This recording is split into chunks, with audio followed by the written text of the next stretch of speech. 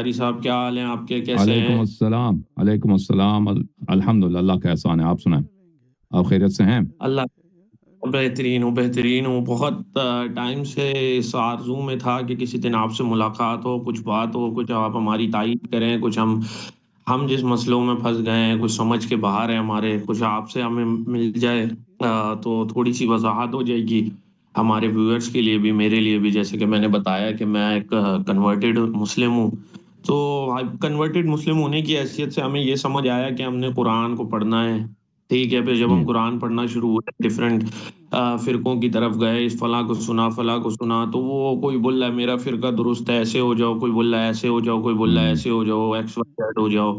بریلوی بول رہے ہیں فلاں کو پکار لو، وہ بول رہا ہے فلاں کو پکار لو، شیعہ دیوبندی بول رہا ہے یہ ایسے ہوں فیض لے لو اور یوں کر لو۔ قرآن پہ تھوڑی نظر ڈالتے ہیں تو وہ بالکل ہی مختلف ایک نظریہ مجھے دیتا ہے۔ میری ایک مؤدبانہ سی گزارش ہے آپ سے حسن اللہ یاری صاحب، کہ ہمارے یہاں ہم شیعوں کے اندر جو ہے، میں کیونکہ اپنے آپ کو اہل بیت علیہ السلام سے محبت کا بہت سمجھتا ہوں، میں ان فرقوں سے بڑھ کر رکھتا ہوں اور صحابہ سے اوپر رکھتا ہوں، تو میں اپنے آپ کو شیعہ میں کاؤنٹ کر لوں تو میرا خیال ہے آپ کو برا نہیں لگے گا۔ جی تو ہمارے شیعوں کے اندر جو ہے یہ ایک چیز بہت عام ہے کہ ہم لوگ بہت آرام سے جو ہے یا علی مدد بول دیتے ہیں یا فلاں ایکس وائی زیڈ، ہم کسی بھی اہل بیت علیہ السلام سے جو ہے ہم مدد کی پکار کر لیتے ہیں۔ اب میری ناقص رائے میں اس کو غلط سمجھ بیٹھتا ہوں، ابھی بھی میری نظر میں وہ ایسے ہی ہے۔ تو میں چاہوں گا کہ آپ یہ علی مدد بولنے پر اس کے بعد یہ سسٹم کیسے ورک کرتا ہے کہ آیا حضرت علی علیہ السلام جو ہے وہ رسول اللہ صلی اللہ علیہ وآلہ وسلم سے سفارش کرتے ہیں، پھر وہ جو ہے سفارش اللہ کے پاس جاتی ہے، یا یہ وسیلہ ہے تو وسیلہ کیسا ہے؟ Basically how this system works, میرا یہ ایک تو مؤدبانہ سا سوال ہے۔ پہلی بات یہ ہے میرے بھائی کہ آپ کہتے ہیں غلط ہے نا، کسی چیز ریلیجن میں غلط ہونے کے لیے اس کے لیے دلیل کی ضرورت ہوتی ہے۔ کوئی چیز ایسے ہی غلط نہیں ہوتی، کوئی چیز ایسے ہی حرام نہیں ہوتی ہے، کوئی چیز ایسے ہی شرک نہیں ہوتی، اس کے لیے دلیل کی ضرورت ہوتی ہے۔ اگر میں کہہ دوں کہ فلان چیز ہے یہ غلط ہے، فلان چیز حرام ہے، تو وہ اس بلا وجہ وہ حرام نہیں بنتا، اس کے لیے دلیل کی ضرورت ہوتی ہے کہ کس وجہ، کس دلیل کے بنا پر آپ کسی سے مدد لیتے ہیں۔ کہ کسی سے مدد لینا یہ شریعت میں حرام نہیں ہے، آپ کو ضرورت پڑے تو کافر سے بھی آپ مدد لے سکتے ہیں، ٹھیک ہے نا۔ اب مسلمانوں کا عقیدہ، سب مسلمانوں کا عقیدہ ہے کہ اولیاء مدد کر سکتے ہیں، سوائے کس کے؟ سوائے وہابی کے، جو اپنے ان کا خدا جو آسمان میں وہ ایک بندر ہے، وہ تو بندر کی پجاری ہیں، باقی سب ان کا عقیدہ یہی ہے کہ آپ اولیاء سے مدد لے سکتے ہیں۔ تو یہ اولیاء اب ہاں، اور اولیاء میں آپ سنتے سے بھی یہ ہیں۔ جی یہ بات درست ہے، میں اس پہ دلائل پر میں الگ جو میرے دماغ میں کچھ دلائل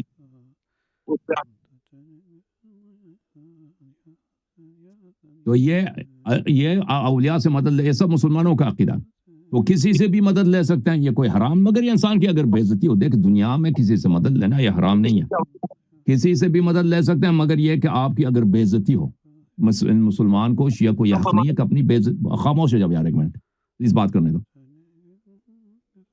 جب ہم خاموش ہو جاتے ہیں پھر آپ بات نہیں کرتے ہیں نا، جب ہم بات کر رہے ہوتے ہیں تو آپ ہماری بات کو نہ کاٹیے پلیز۔ اگر انسان کی اگر کسی مسئلے میں بے عزتی ہو، وہ کوئی بھی چیز ہو، بے عزتی ہو انسان کی، تذلیل نفس ہو، تو پھر وہ نہیں کر سکتے۔ اگر کسی سے مدد لینے میں بھی تذلیل نفس ہو تو نہیں، اس کے علاوہ کوئی منع نہیں ہے، آپ کسی بھی شخص سے مدد لے سکتے ہیں، کافر سے، مسلمان سے، کسی سے۔ یہ جو کہا جاتا ہے کہ مدد لینا یہ حرام ہے یا پلیز یار بات کرنے دو نا، یہ کہاں سے آ گیا یاد؟ عبد المعز بھائی آپ بات کرنا چاہتے ہیں، ہم بات کریں۔ معیز بھائی، جب آپ کو پوری باری دی جائے گی، آپ اپنی باری میں پہلے بات سن لیں، جواب لے لیں، اس کے بعد سوال کریں۔ میں حسن اللہ یاری صاحب سے جو ہے نا اپنا سوال شاید میں نہیں سمجھا پایا انہیں، میں وہ سمجھا دوں۔ مجھے سمجھا بھائی، مجھے سمجھا، آپ جیسے پچھلے ہزاروں لوگ ادھر آئے، آپ جیسے وہابیت کے جرثومے میں مبتلا لوگ ہزاروں کی تعداد میں میرے پاس آئے ہیں، یہ سوال کیے ہیں، آپ نہ کہیں کہ مجھے سمجھ نہیں آئی، یہ اب میں مبالغہ بھی نہیں کر رہا، ہزاروں سے زیادہ آئے، تو سن لو بھائی، یہ آپ کوئی نئی چیز نہیں کہہ رہے ہو۔ ہاں، یہ ایک عجیب سا جہل ہے لوگوں میں کہ مدد لینا یہ حرام ہے، مدد لینا مکروہ بھی نہیں ہے، یہ بالکل جائز ہے۔ اب دیکھیں، بعض وسائل ظاہری ہوتے ہیں، بعض وسائل باطنی ہوتے ہیں، بعض وسائل غیبی ہوتے ہیں، یہ کوئی منع نہیں ہے شریعت میں کہ آپ غیبی وسائل سے مدد نہیں لے سکتے، اب یہ کیسے کام کرتا ہے؟ کیا رسول صلی اللہ علیہ وآلہ وسلم سے اسباب کیسے ان سے اطاعت کرتے ہیں؟ ہمیں اس کا نہیں معلوم. آپ کہتے ہیں وہ کیسے کرتے ہیں. یہ اللہ تعالیٰ مثلا آپ کو رزق و روزی کیسے دیتا ہے؟ مجھے نہیں معلوم اللہ کیسے رزق و روزی دیتا ہے، لیکن اللہ دیتا ہے. اس کی تفصیل کے ہمیں جاننے کی ضرورت نہیں، ہمیں نہیں بتایا گیا. اگر ہم مولا امیر المؤمنین علیہ السلام سے مدد مانگتے ہیں، کوئی بیمار ہوتا ہے اس کو وہ شفا دیتے ہیں، وہ کیسے شفا دیتے ہیں ہمیں نہیں معلوم. وہ کیسے شفا دیتے ہیں؟ ڈاکٹر بھی کیسے شفا دیتے ہیں وہ بھی ڈاکٹروں کو بھی خود نہیں معلوم. ڈاکٹر حضرات اکثر جو گولی دیتے ہیں آپ کو، ان کو نہیں پتا یہ گولی کیسے کام کرتی ہے. ان کو پتا یہ گولی کام کرتی ہے، لیکن یہ گولی کیسے کام کرتی ہے یہ اکثر دوائیوں کا بھی نہیں پتا ڈاکٹروں کو. بعض دوائیوں کا پتا ہے کہ ان کا کیمیکل ری ایکشن باڈی میں کیسے ہوتا ہے. اکثر دوائیوں کا بھی ڈاکٹروں کو نہیں پتا ہوتا کہ یہ، ان کو پتا ہوتا کہ اگر ہم یہ دوائی تجویز کریں تو اس سے سب فائدہ ہوتا ہے. اس نے بہت ٹرائلز میں، بہت سارے تجربات میں یہی نتیجہ ملا ہے کہ یہ دوائی اس بیماری کے لیے مفید ہے، لیکن یہ کیسے کام کرتا ہے وہ کیسے ان کو بھی نہیں معلوم. ٹھیک ہے نا. یہ کوئی ضروری نہیں ہے ہمارے لیے جاننا کہ اولیاء کیسے کرامات کرتے ہیں، مردے کو کیسے زندہ کرتے ہیں، بیمار کو کیسے شفا دیتے ہیں. ہمیں وہ نہیں معلوم، لیکن وہ کرتے ہیں. یہ سب مسلمانوں کا عقیدہ ہے. سمجھ میں آئی نا بات آپ کو؟ جی جی جی. اب میں حسن علی صاحب کچھ بولنا پسند کروں، اگر آپ اجازت دیں تو. اچھا، میں کچھ حسن اللہ یاری صاحب ریفرنسز رکھنے جا رہا ہوں، میں وہ کمپلیٹ کر لوں تو پھر یہ ہے کہ آپ جو ہے اپنا کنٹینیو کر سکتے ہیں. ایک ریفرنس جو سب سے زیادہ اہم ہے وہ دے دو. نہیں، میں اصل میں بیسیکلی میرے پاس کچھ 2 4 5 ریفرنسز ہیں، تو میں ایک ریفرنس ان میں جو سب سے زیادہ بھاری ہے وہ دے دو، اس کا جواب لے لو، پھر اگلا ریفرنس دے دو. اچھا ایسا کر لیتے ہیں. چلیں میں آپ سے بات کرتا ہوں. ہماری سورہ نمبر 46 آیت نمبر 5 ہے، اور اس شخص سے بڑھ کر گمراہ کون ہوگا جو اللہ کے سوا احسان کو پکارتا ہے، جو قیامت تک اسے جواب نہیں دے سکتا، بلکہ وہ تو انہیں پکارنے سے ہی بے خبر ہیں. تو اس کا کیا مطلب؟ اس میں کہاں لکھا ہے کہ آپ رسول سے مدد نہیں لے سکتے؟ یہ آیت تم دوبارہ پڑھو، اس آیت کو تم دوبارہ پڑھو اور ہمیں بتاؤ کہ اس کا کیا تعلق ہے. کیا تعلق ہے کہ آپ اس کا اسلام سے، اولیاء سے مدد لینے سے کیا تعلق رکھتا ہے؟ اور اس شخص سے بڑھ کر گمراہ کون ہوگا جو اللہ کے سوا ایسوں کو پکارتا ہے جو قیامت تک اسے جواب نہیں دے سکتے، بلکہ وہ تو ان کے پکارنے سے ہی بے خبر ہے. اب ایک مادوانہ گزارش یہ ہے کہ آپ قرآن کی ایسی آیت پڑھیں یا آپ کوئی ایسی دلیل میرے سامنے رکھیں کہ جس کے اندر یہ کلیئر ہو جائے کہ میں جو ہوں فلاں فلاں کسی سے پکار سکتا ہوں اور وہ سن سکتے ہیں، اور وہ میرے نفع اور نقصان کے مالک بھی ہیں. دیکھو بھائی، میں آپ کو پہلے یہ بتاؤں، آیت آپ نے جو پڑھی ہے نا، اس آیت سے آپ ہمیں بتائیں کہ اس میں کون سی ایسی بات ہے کہ آپ اولیاء سے مدد نہیں لے سکتے نا. اس کو تو وضاحت تو کرو نا بھائی. آیت تو آپ نے پڑھی، ترجمہ آیت تو نہیں پڑھی، آپ نے ترجمہ پڑھا ہے. آپ یہ مجھے بتائیں کہ اس میں کیا بات ہے کہ آپ مدد نہیں لے سکتے بھائی. صحیح. آپ کا یہ اچھا چلیں ایسے آپ بتائیں نا کہ آپ مدد نہیں لے سکتے. اس میں کہاں لکھا ہے کہ آپ رسول اللہ صلی اللہ علیہ وسلم سے، اہل بیت طاہرین علیہ السلام سے مدد نہیں لے؟ اس آیت میں کہاں لکھا ہے؟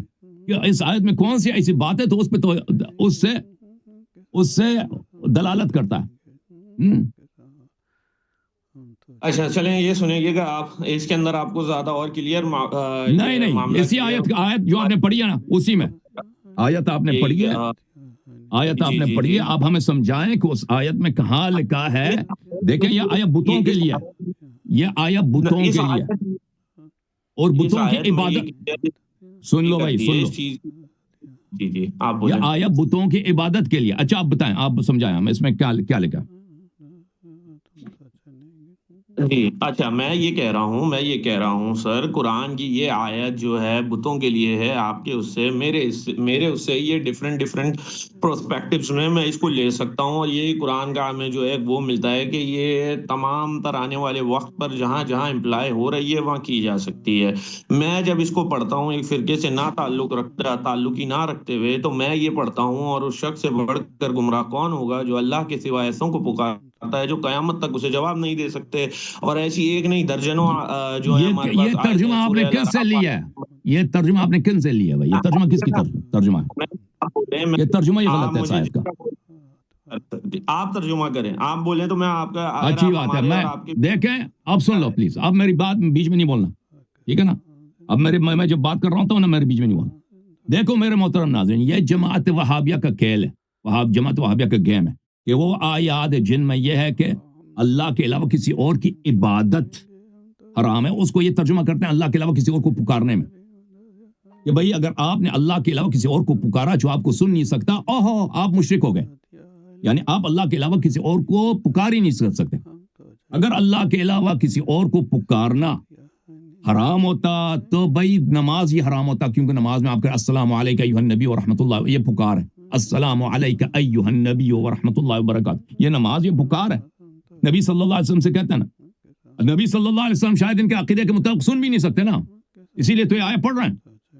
تو نماز ہی شرک ہے, حالانکہ آیہ یہ نہیں کہہ رہا, آیہ یہ فرما رہا ہے کہ اس شخص سے زیادہ گمراہ کوئی جو اللہ کے علاوہ اس کی عبادت کر رہا ہوتا ہے, جو اس کی عبادت کو وہ کبھی نہیں سن سکتا, اور یہ روز قیامت تک ان کی عبادت سے وہ غافل ہے, بے خبر ہے. آیہ یہ کہہ رہا ہے. وہابی اس کا کیا ترجمہ کرتے ہیں, کہتے ہیں پکارنا حرام ہے. اور بھائی یہ آپ کی غلط فہمی ہے, پکارنا حرام نہیں ہے. آپ کافر کو بھی پکار سکتے ہیں, مسلمان کو بھی پکار سکتے ہیں, ایسے شخص کو پکار سکتے ہیں جو آپ کو سن ہی نہیں سکتا.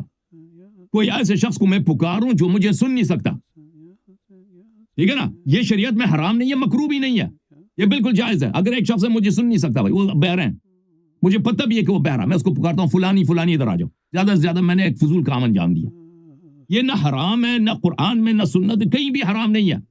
یا اگر میرا عقیدہ ہے کہ فلان شخص سن سکتا ہے لیکن وہ سن نہیں سکتا, اس کو پکارنا یہ حرام نہیں ہے. ملاحظہ کریں جس آیت کی اس نے تلاوت کی ہے یہ بالکل مشرکین کے لیے, اہل شرک کے لیے. میں آپ کو دکھاؤں, میں بولوں اور میں عبد المعز خاموش, میں بات کر رہا ہوں.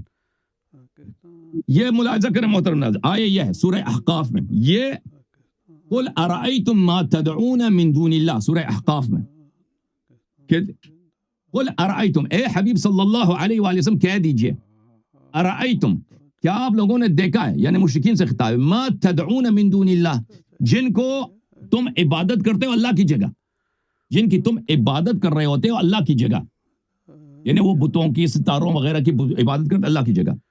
ماذا خلقوا من الارض, انہوں نے زمین میں زمین کی کس چیز کو انہوں نے خلق کیا, وہ خالق ہیں وہ. ام لہم شرک فی السماوات, یا آسمانوں میں ان کا وہاں پہ بھی وہ شریک ہے, وہاں پہ بھی وہ خدا. ہمیں دکھاؤ بھائی تمہارے بتوں نے کیا کارنامے انجام دیے.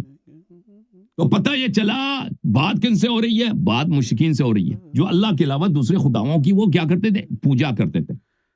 اچھا, ایتونی بکتاب من قبل ھذا اثارۃ من علم ان کنتم صادقین, اس مسئلے پر ہمارے لیے کوئی کتاب لے کے آؤ, اور یا علم کا کوئی اثر, علم کا کوئی نشانی لے کے آؤ کہ آپ کے خدا انہوں نے خلق بھی کیا ہے یا آسمانوں میں ان کا شرک بھی ہے. ومن اذل ممن يدعو من دون اللہ, اور کون زیادہ گمراہ, ادھر دیکھو عبد المعز, میں آپ کے لیے پڑھ رہا ہوں بھائی, یہ آیت آپ کو غلط ترجمہ کرایا گیا. ابھی میں ثابت کرتا ہوں یہ وہابیوں کا ترجمہ غلط ہے کہ پکارنا حرام ہے. ومن اذل ممن يدعو من دون اللہ, اور کون گمراہ تر ہے اس شخص سے زیادہ گمراہ کون ہے جو اللہ کے علاوہ دوسرے کی عبادت کر رہا ہے. یدعو کا مطلب پکارنا نہیں, یدعو کا مطلب ہے عبادت کرنا. من لا یستجیب له, وہ اس خدا کی عبادت کر رہا ہے جو اس کی اجابت نہیں کر رہا, الی قیامت تک, الی یوم القیامہ, وہم عن دعائہم غافلون, اور یہ ان کے رب ان کی عبادت سے غافل ہیں. اچھا, اب جو میں آپ کو بتاؤں کہ یہ ترجمہ غلط ہے کہ پکارنا حرام ہو, عبادت کرنا حرام ہے اللہ کے علاوہ کسی اور کی. اچھا, یہ دلائل دیکھو, یہ تفسیر طبری ہے, جامع البیان عن تأویل آیات القرآن, ابن جریر الطبری کے خود ابن تیمیہ کہتا ہے کہ یہ عالم اسلام میں سے اس سے بڑھ کر کوئی تفسیر ہے نہیں. ابن جریر الطبری کی تفسیر جزء الحادی والعشرون, چھاپ دار ابن حجر 2001 میں چھپی ہے. ملاحظہ کریں سورہ احقاف کی ہے, کیا ہے. اچھا, سورہ احقاف کی وہی آیت, قل ارأیتم ما تدعون من دون اللہ ارونی ماذا خلقوا من الارض, اسی آیت کے ذیل میں کہتا ہے دیکھو, قل یا محمد لہؤلاء المشرکین باللہ من قومک, اے محمد صلی اللہ علیہ وآلہ وسلم ان مشرکین سے جو اللہ سے شرک کرتے ہیں، دوسرے ربوں کی عبادت کر رہے ہوتے ہیں، ان سے کہہ دیجئے ارأیتم ایھا القوم الآلہۃ والأوثان التي تعبدون من دون اللہ، ان آلہہ، ان خداؤں کو اور ان بتوں کو جن کی تم عبادت کر رہے ہو اللہ کی جگہ، ارونی ای شیء خلقوا من الارض، مجھے دکھاؤ کہ انہوں نے زمین میں کس چیز کی خلقت کیا. واضح طور پر تدعونکا کیا ترجمہ تفسیر کیا؟ تعبدون تفسیر فرمایا ابن جریر نے. اچھا مزید ملاحظہ کریں، یہ الجامع لاحکام القرآن اس کیا قرطبی کیا جزء السادس عشر، یہاں پر یہ بھی صفحہ نمبر 189 میں قل ارأیتم ما تدعون من دون اللہ ای ما تعبدون من الاصنام، انہوں نے یہی ترجمہ فرمایا. اب اس سے جو اگلا والا آیت ہے میں آپ کی خدمت میں پیش کروں، جو آپ جس آیت کو آپ نے پڑھا ہے،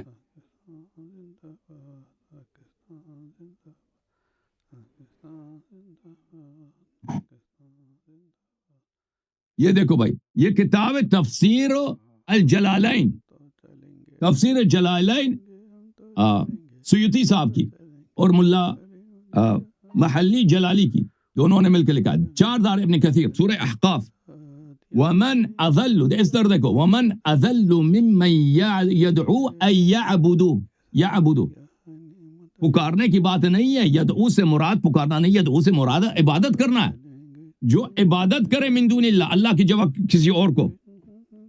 اچھا ملاحظہ کریں، یہ تفسیر ہے، تفسیر المراغی، احمد مصطفیٰ المراغی، جزء السادس والعشرون. یہاں پہ ملاحظہ کریں، اسی آیت کی شرح میں فرماتے ہیں سورہ احقاف میں، سورہ احقاف تفسیر المراغی، ومن اضل ممن يدعو من دون اللہ من لا يستجیب له ای لا اضل ممن يعبد من دون اللہ اصناما ويتخذهم آلہہ. اس نے بھی یدعو کو یعبدو، یہ ایک عام سی چیز ہے قرآن مجید میں کہ یدعو کس معنوں میں آتا ہے؟ یعبدو کے معنوں میں آتا ہے. وہابی اس کو کس معنوں میں ترجمہ کرتے ہیں؟ پکارنے کے معنوں میں. تو پھر پکارنا ہی شرک ہو جاتا ہے نا، پھر پکارنا ہی شرک ہو جاتا ہے. باپ کو بلاؤ شرک ہو گیا، ماں کو بلاؤ شرک ہو گیا، سب پکارنا. نماز ہی شرک ہے، کیونکہ نماز ہی میں پکارتے ہو السلام علیکم ایھا النبی ورحمۃ اللہ وبرکاتہ. سمجھ میں آئی نا؟ وہ چیز جو شرک ہے، اللہ کے علاوہ کسی اور کی عبادت کرنا شرک ہے. اگر کسی وسیلے سے آپ مدد مانگتے ہیں، چاہے وہ وسیلہ دانی ہو یا وسیلہ عالی ہو، چاہے وسیلہ ظاہری ہو یا وسیلہ غیبی ہو، اس کو پکارنے سے کوئی شرک مشرک نہیں بنتا. ہاں اگر اس کی عبادت کریں تو مشرک بن جاتے ہیں. سمجھ آئی نہیں آئی پتہ نہیں. اب بات بہت واضح ہے، دلائل بہت روشن ہے. اب اگر سمجھ نہیں آئی ہے تو میرا کیا قصور ہے؟ اچھا میں حسن اللہ یاری صاحب، اگر آپ مجھے اجازت دیں تو میں کچھ بولوں. بولیں. اور میں امید رکھتا ہوں کہ اب جب میں بولوں گا تو آپ تھوڑی دیر خاموش رہیں گے، مجھے بولنے دیں گے. بولیں گے نہیں بولیں گے بھائی؟ نہیں میں آپ کا جواب کا ویٹ کر رہا تھا. بولیں آپ بولیں. تو میں نے بولا کہ بولو، پھر کہتے ہیں بولو. میرے پاس نہیں ہے، وہ آواز نہیں آئی. اچھا میں کچھ وہ پیش کرنا چاہتا ہوں ہماری آڈینس کے لیے. سورہ فاطر سے شروع کروں گا، آیت نمبر اس کی 14. اور اس کا پہلے جواب دے دو. نہیں اس طرح نہیں چلے گا، اس طرح نہیں چلے گا. آپ نے ایک آیت پڑھی ہے، میں نے جواب دیا، پہلے اس کا جواب دے دو نا. یا اعتراف کرو کہ وہابیوں نے غلط ترجمہ کیا، آپ لوگوں کا، آپ کا ترجمہ غلط ہے. پہلے اس کا جواب دے. اس طرح نہیں کہ پھر اگلا آیت، اس آیت کا پہلے جواب دے دو. یا اس سے توبہ کر لو، کہہ دو کہ بھائی اس آیت میں پکارنا، کسی کو پکارنا وہ شرک نہیں ہے، کسی دوسرے کی عبادت کرنا اللہ وہ شرک ہے. یہ کہہ دو یا یہ تو جواب دے دو. ہاں ایسے ہی نکل جاتا ہے، آگے نکل جاؤں گا. سنیے گا، ٹھیک ہے؟ اب آپ میری بات یہ سنیے گا. اب آپ کے یہ آپ کی ترجمے کے مطابق یا آپ کی تفسیر کے مطابق، یہ میرے تفسیر کے مطابق نہیں، تمہارے تفسیر کے مطابق. تمہارے اکابر علماء قرطبی، ابن جریر طبری، شعراوی، ان کا وہ نہ کہو کہ شیعوں کا تفسیر میں نے دکھایا. میں نے شیعوں کا تفسیر نہیں دکھایا، میں نے تمہارے فرقے کے اکابر کون سے پڑھ کر کوئی مفسر ہے نہیں، ان کے تفاسیر دکھائے. صحیح. اچھا، اب یہ بات یہ آپ نے اپنے سے یہ سوچ لیا کہ میں کوئی وہابیت کی آپ سے بات کرنے آیا ہوں یا میرا عقیدہ کوئی وہابی ہے؟ جب میں نے ایک جنرل ریویو بھی لوگوں سے کیا تو جو نئے نئے قرآن پڑھتے ہیں انہیں یہ سمجھ آتا ہے، اور مجھے تو یہ یہ سمجھ بھائی نہیں آ رہا ہے. یہ آپ دیکھو پاکستان میں 99% افراد جو کہتے ہیں نا کہ غیر اللہ سے مدد لینا یہ شرک ہے، یہ سب کے ساتھ وہابیت کے گیت گا رہے ہوتے ہیں. حالانکہ وہ خود بھی نہیں کہے گا کہ میں وہابی ہوں، لیکن یہ سب ابن تیمیہ کے افکار ہیں، ابن تیمیہ کے عقائد ہیں. ابن تیمیہ سے پہلے کسی نے نہیں بولا کہ غیر اللہ سے مدد لینا شرک ہے. یہ صرف ابن تیمیہ کا جرثومہ ہے، ابن تیمیہ کا وائرس ہے جو لوگوں کو لگی ہے. لوگوں کو خود پتہ بھی نہیں ہے کہ کس کی وائرس ان کو لگی ہے. اچھا، آپ دیکھیں اسد اللہ یاری صاحب، بات یہ ہے کہ میری ناقص رائے میں قرآن پڑھنے کے بعد میری ناقص رائے میں ہم مزید دلیل پہ تو جا نہیں رہے، کیونکہ آپ بول رہے ہیں اسی کا جواب دے دو. تو میں اس میں آپ کو یہ بتا دوں کہ عبادت کرنا اور کسی سے دعا مانگنے میں، جب ہم عبادت کرتے ہیں، آپ اس عبادت کو اگر نماز کے زمرے میں لیتے ہو یا کسی بھی زمرے میں لیتے ہو، تو اس کے اندر آپ اللہ سے کو پکار ہی رہے ہوتے ہو نا. آپ اللہ کو پکارتے ہو، یا آپ نماز پڑھتے ہوئے بولتے ہو یا علی مدد، ایاک نعبد و ایاک نستعین پڑھتے ہو، یا آپ بولتے ہو یا علی مدد. تو یہ جو آپ اس کو ڈفرینشیٹ کر رہے ہیں کہ یہ نہیں، یہ دعا الگ ہو گئی ہے، یہ پکارنا الگ ہو گیا ہے، یہ نماز الگ، عبادت اللہ کو پکارنا، اس سے مدد طلب کرنا. اور جہاں دیکھیں بات ابھی میں فرق بتاتا ہوں، میں فرق بہت واضح ہے. اب سن لو، جی ہر مدد پکارنا عبادت نہیں ہے. ہر مدد پکارنا، دیکھو آپ مدد پکارتے ہو، بہت سارے لوگوں سے مدد پکارتے ہو. مدد پکارتے ہو اپنے والدین سے، اللہ سے بھی مدد پکارتے ہو، ٹھیک ہے نا. اگر والدین سے آپ نے مدد لیا، ادب کے ساتھ بھی ان سے پکارتے کہ میری مدد کرو، میری ہیلپ کرو. گریہ گزاری و بکا کرتے ہو کہ میری مدد کرو. اللہ کے سامنے بھی شاید اتنی گریہ گزاری و بکا نہیں کریں گے جو ایک والد کے سامنے یا کسی سیٹ کے سامنے کریں گے. لیکن وہ اس سے سیٹ کی عبادت نہیں ہوتی، والدین کی عبادت نہیں ہوتی. یہ مترادف نہیں ہے کہ مدد لینا اور عبادت کرنا یہ ایک ہی چیز ہے. دیکھیں اللہ تعالیٰ کے سے آپ مدد نہ بھی مانگیں، اس کی عبادت ہو جاتی ہے. آپ سجدہ کریں، آپ رکوع کریں، آپ تسبیح کریں، آپ اللہ کا مدح بیان، یہ اللہ تعالیٰ کی عبادت ہے، ٹھیک ہے نا. وہ بیان نہ بھی کریں، اس کی عبادت ہے. اہل بیت طاہرین علیہ الصلوۃ والسلام سے مدد مانگے بھی تو ان کی عبادت نہیں ہے. فرق کیا؟ فرق یہ ہے کہ آپ کے دل یہ نیت پہ منحصر ہے. اگر آپ کسی بھی فرد کو ان کو خدا کہہ کر، معبود سمجھ کر اس کی تعریف کریں، اس کے سامنے سر جھکائیں، یہ اس کی عبادت ہے، اس کے لیے عبادت. لیکن اگر کسی فرد کو آپ یا اس سے مدد مانگے یا اس کی تعریف کریں یا اس کی مدح و اوصاف بیان کریں، چاہے وہ واقعی رب ہے یا واقعی رب نہیں ہے، اگر اس کو رب سمجھ کر، اس کو خدا سمجھ کر، اس کو معبود سمجھ کر، لائق عبادت سمجھ کر آپ اس کے سامنے مدد مانگیں گے یا اس کی تعریف، یا اس کی عبادت ہوگی. اس کے سامنے الفاظ بھی ادا نہ کریں، سر جھکائیں، یہ عبادت ہے. لیکن اگر آپ کسی عظیم شخصیت کے سامنے اس کی مدح بیان کریں، اس کی عظمت بیان کریں یا اس سے مدد مانگیں، لیکن اس نیت کے ساتھ نہیں کہ وہ تیرا رب ہے، اس نیت کے ساتھ کہ وہ اللہ کی جانب سے اللہ نے اس کو عظمت دی ہے، یہ اس کی عبادت نہیں ہے. سمجھ میں آئی نا؟ کہ آپ کہتے ہیں کہ تو اللہ سے بھی مدد مانگتے ہیں، وہ بھی دعا ہے. نبی صلی اللہ علیہ وسلم سے مدد مانگ، یہ بھی دعا ہے. اور خاموش، دعا آپ نہیں سمجھ رہے، لوگ سمجھ رہے ہیں، یہ بھی دعا ہے. دونوں تو ایک، دونوں عبادت نہیں، اس میں بڑا فرق ہے. دیکھیں مدح بیان کرتے ہیں اللہ کی، مدح بیان کرتے ہیں رسول صلی اللہ علیہ وسلم کی.